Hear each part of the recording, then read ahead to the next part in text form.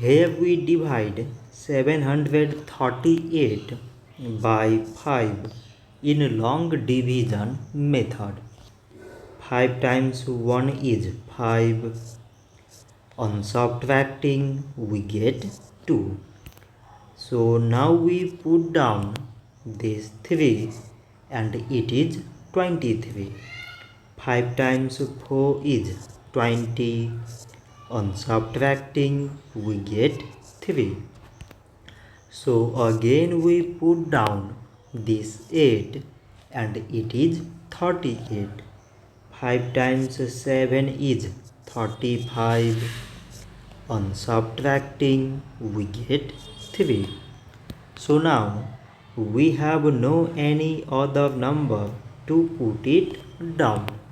So we take here decimal so that we put 0. So it is 30 and 5 times 6 is 30. On subtracting we get 0. So 738 divided by 5 is 147.6.